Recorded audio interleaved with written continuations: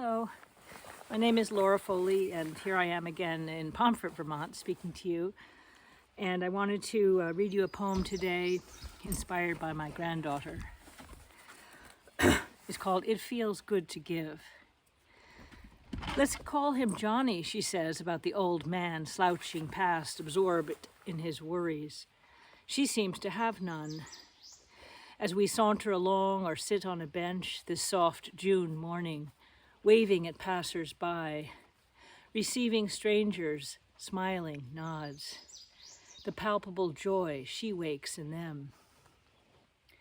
It makes me feel good, Grandma, she shares, patting her chest, as we imagine Johnny at 8, asking for more pancakes and getting his heart's content. At 4, she's figured it out, as I stroll by her side, learning.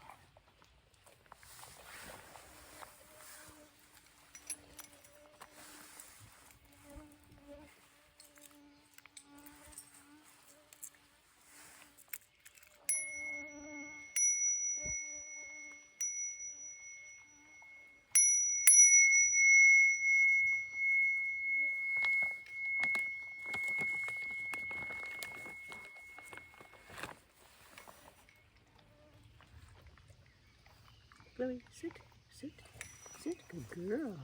Lorca, come here. Lorca, come here. Good boy. That's right. Come here, sit.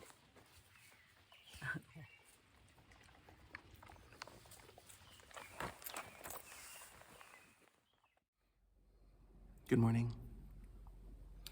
A good friend of mine once asked an interesting question, a question that set my mind to thinking of something new.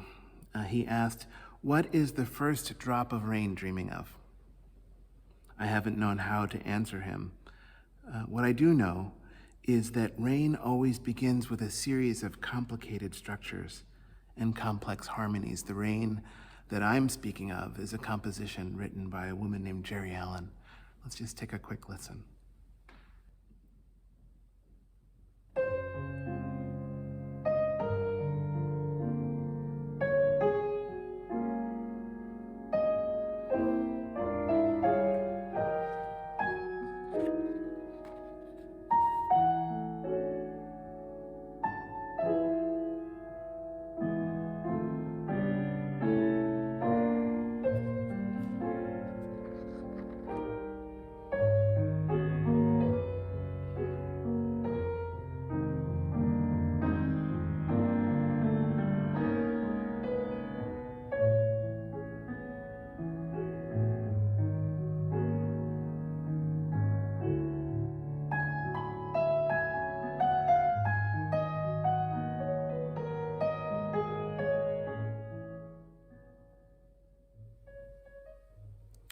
Raindrops as if they were falling on a tin roof on a summer afternoon, like today, perhaps.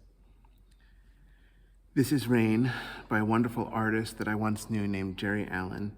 She's one of the strongest, and she was one of the most creative forces on the piano. And through her, I can learn about the hidden meanings of the rain. At almost 6 o'clock on Friday evening, Mary Blanton and I became concerned about the weather forecast this weekend. It predicted rain for Sunday morning. So we rearranged our schedules. This is what happens when it rains. And we changed things up, which of course presented its challenges. This time it was fun. We were lucky, which is not always the case. So we've done our best. We've put together a service of music and poetry to try to find the hidden meanings of the rain. We tried to make use of the song I wrote and recorded just before Christmas time. So that's incorporated into this into this morning's service as well. It all had to be pretty last minute, so let's see how it goes. I thank you for joining us this morning. It's good to be together. Leon Dunkley here. I'd like to share a song with you called Best of My Heart. And I want to invite you to sing the chorus with me. The words for the chorus are I'm gonna pack up my sorrow, throw down my guns, and pick up the best of my heart. Okay, and it goes, the chorus goes, I'm gonna pack up my sorrow, throw down my guns, and pick up the best of my heart. The best of my heart. Okay, it's gonna come around 3 times.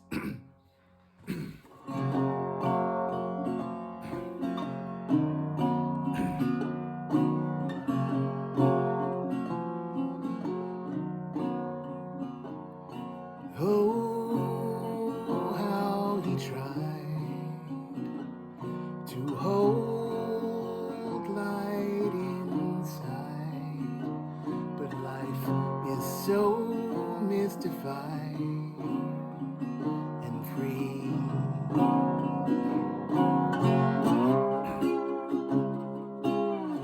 No one controls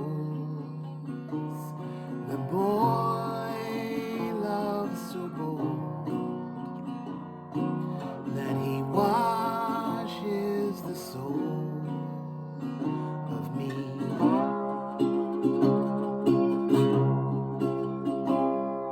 And I just can't break like a bone anymore, and I just won't sink like a stone.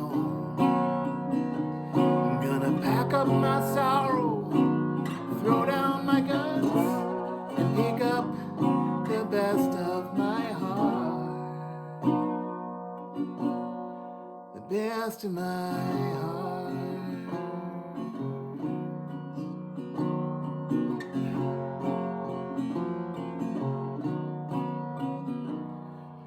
Oh, how she burns with graces unearned, tossed by the turning sea.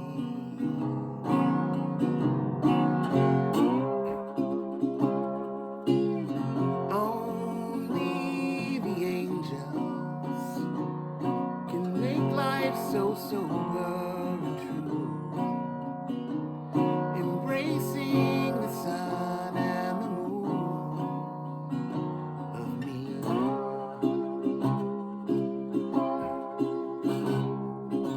And I just can't break like a bone anymore, and I just won't sink like a stone. Gonna pack up my sorrow, throw down my guns, and pick up the best of my heart. The best of my heart.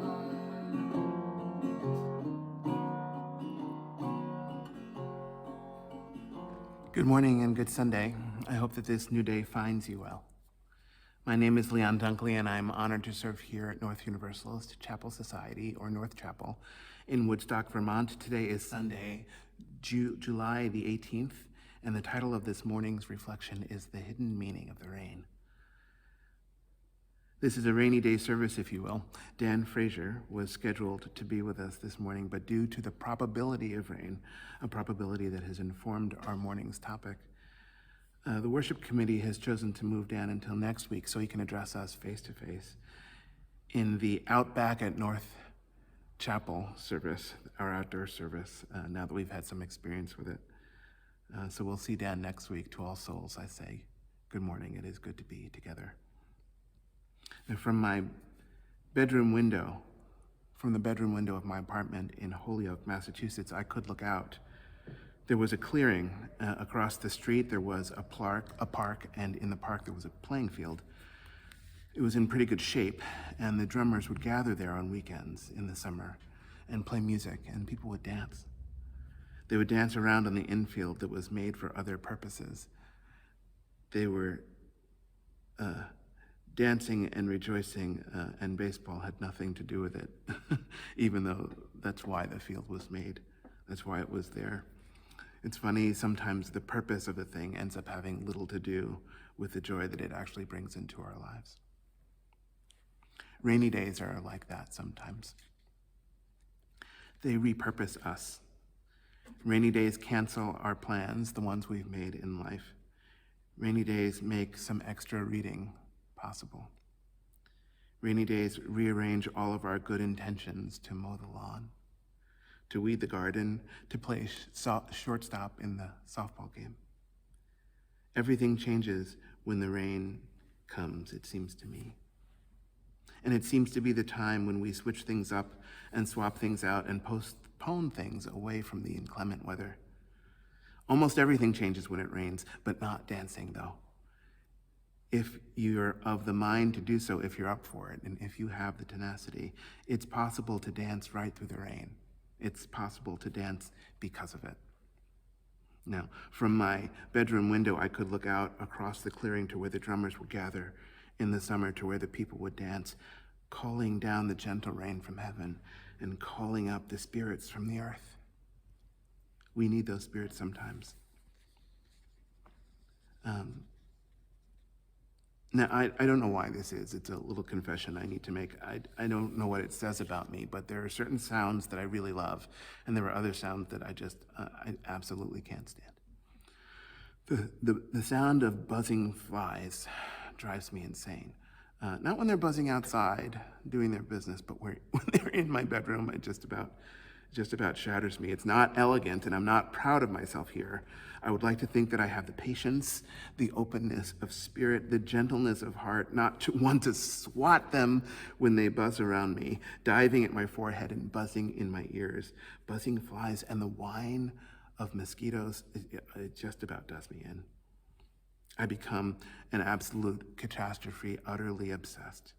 It isn't pretty. You don't want to see me like this. I'm so glad that the outdoor services began after Black Fly season, because I would have made a fool of myself in the pulpit. I would not have been able to control that moment.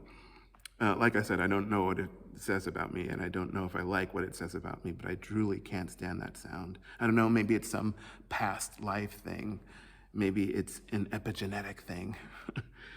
As if my own birth grandmother, the mother that my mother did not know, as if my own birth grandmother was attacked by a team of giant swarming and buzzing flies when she was pregnant, when my own mother was inside of her womb. All of the eggs that a woman ever has in life are with her at birth. Did you know that? It's fascinating. Women during the later stages of pregnancy carry within them the seeds of their own grandchildren. It's trippy. So, when I think about having a greater consciousness, a greater sense of time, when we talk about having a generational sensibility, maybe this is what we mean. Maybe it only comes from becoming aware of the fact that the woman who is my mother was carried as a seed of unlimited potential in the belly of her grandmother. And that my mother's daughter, my sister, if she too had had a daughter, the same would have been true for her child. I first became interested in this kind of thing on a rainy day 2 years ago. There was a series of talks that I found online that were delivered at Stanford University. It was dizzying, it was dismaying at first. I was confused. I didn't understand the high academic language. I was bewildered, but slowly over time I adjusted. The same thing happened to me when I first started studying Shakespeare, by the way. The language was a real barrier for me. Claudius, the new king, spoke in such a twisted and tortured way, and he seemed mean and callous and unfeeling, and for pretty good reason, right? If you know the play, you know what I mean. If you don't, I encourage you to see it. I'd blow the plot right now, but it would take me too long and take me off the course that I've laid out for myself. But after Claudius's brother died, King Hamlet, after he died mysteriously in the orchard one night, Queen Gertrude, his wife, was absolutely inconsolable, but Claudius was there for her constantly and unfailingly. He stood by her.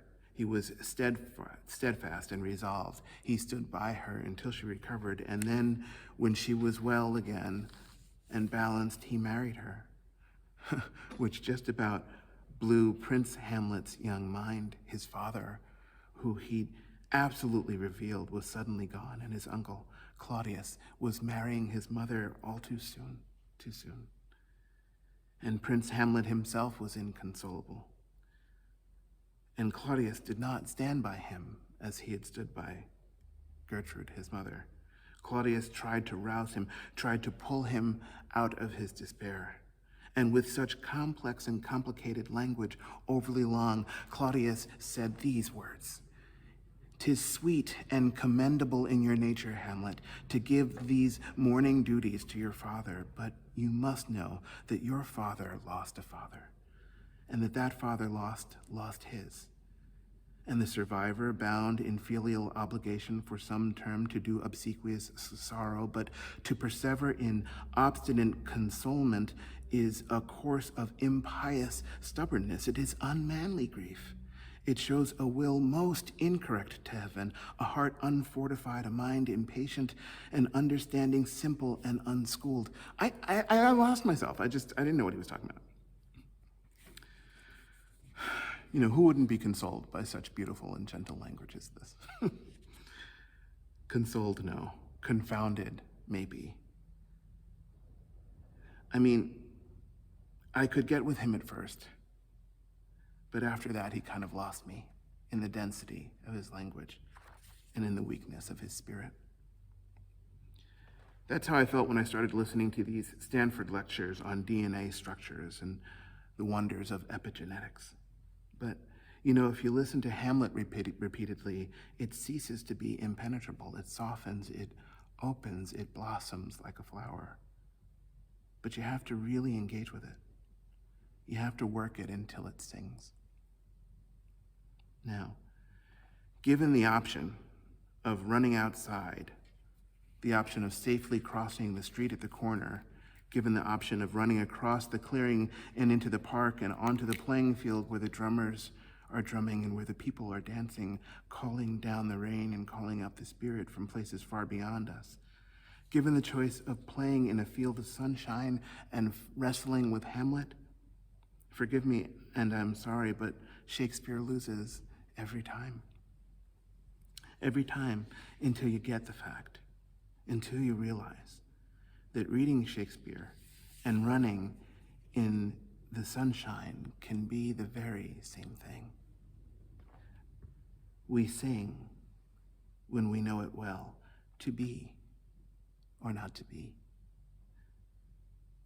That is the question, whether it is nobler in mind to suffer the slings and arrows of outrageous fortune, or take arms against a sea of trouble, and by opposing end them, to die, to sleep no more, and by sleep to say we end the heartache and the thousand natural shock that flesh is heir to. It is a consummation devoutly to be wished. To die, to sleep, perchance to dream. Aye, there's the rub. For in that sleep of death, what dreams may come when we have shuffled off this mortal coil must give us pause. This is a song. It's poetry. It's meant to be sung. It's not meant to be impenetrable. Claudius is meant to be impenetrable. Shakespeare is teaching us how to dance. This running out into a field of sunshine is a beautiful and profound thing to do. This running into Shakespeare's language is also a beautiful thing to do, and we can do them at the same time, wading into the waters that are not familiar to us. As Bernice Johnson Regan reminds us, when there is promise of a storm and you want change in your life, walk on out into it. If you get to the other side, you will be different. And if you want change in your life, and you are avoiding the trouble, you can forget it. When she said these words, Bernice Johnson Regan was the director of a singing group called Sweet Honey in the Rock. She used these words to introduce a well-known spiritual called Wade in the Water. Wade in the water, children, wade in the water. God's gonna trouble the water. This song is black as night. It is deeply American, and it is born of all of us, generationally. This is a song that is our inheritance. Sweet Honey sang, "See those people dressed in white, they look like the children of the Israelites. See those people dressed in black, they've come a long way, and they ain't turning back. See those people dressed in blue, it looks like my people are coming through. See those people dressed in red, they must be the children that Moses led. They were dressed in white and they were dressed in black. They were dressed in blue and in red, red and white and black and blue." This song is deeply American. And in our time, in these good days, it is so important to sing this song beautifully. In the last verse, Sweet Honey sang, "Some say Peter and some say Paul, but there ain't but one God that made us all. God's gonna trouble the water." The waters come after the rain has fallen, after the rain has rearranged our lives. And we sing about rain a lot. Rain is spiritual. It comes up in the sacred writings all the time. In Leviticus, it is written, "Then I shall give you rains in their season, so that the land will yield its produce and the trees of the field will bear their fruit."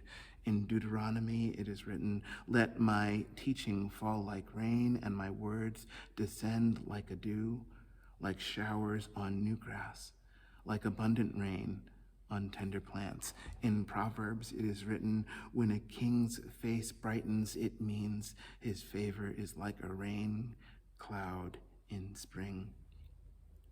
And Mahalia Jackson sang it.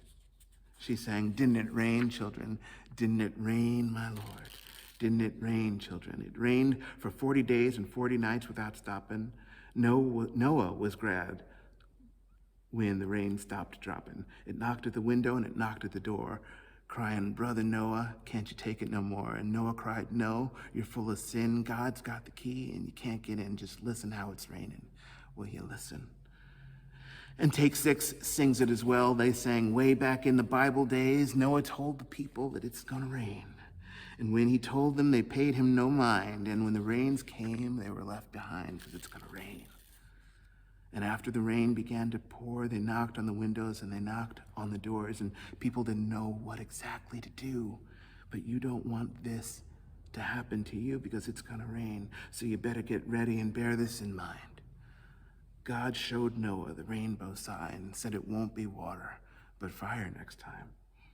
Commonly and regularly, the rain is a marker of transformation. It is a sign and a signal of powerful change. Walk out into the rain, wade into its waters. Sweet Honey would always say, when there is promise of a storm and you want change in your life, walk on out into it.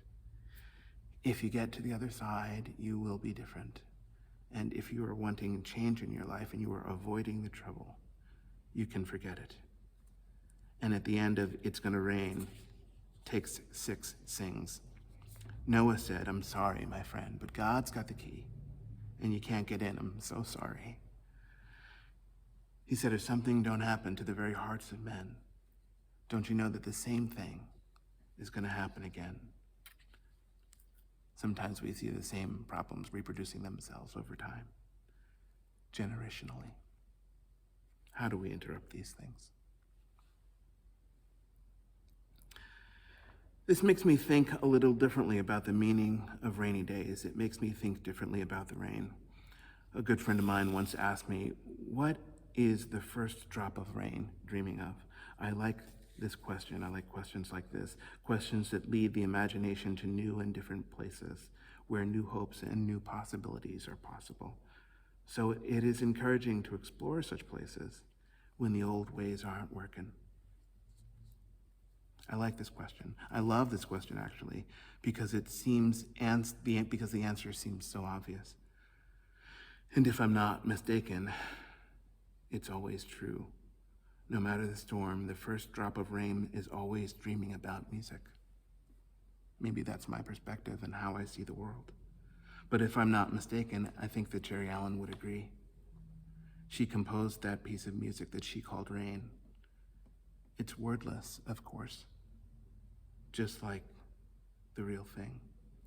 And it falls to earth as it pleases, rinsing us, washing us clean, refreshing us.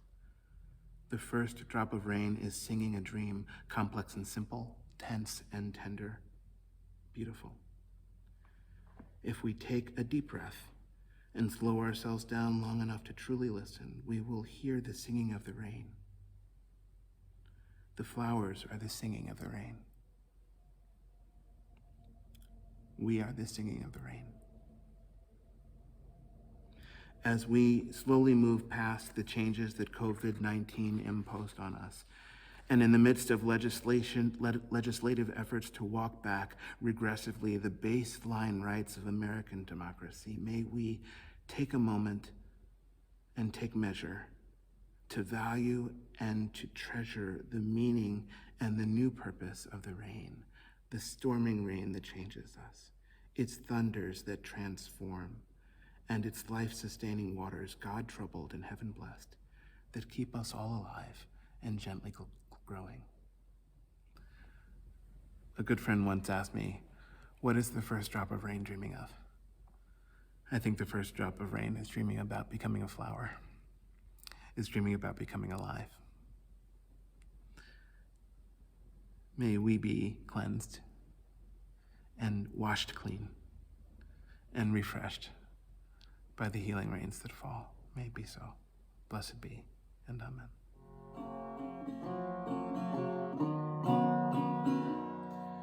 So be wise and brave, your own soul to save, your message engraved in gold.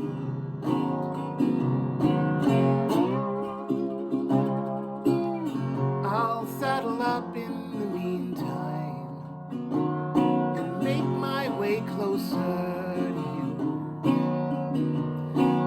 Pack up my sorrow, throw down my guns, and pick up the best of my heart, the best of my heart.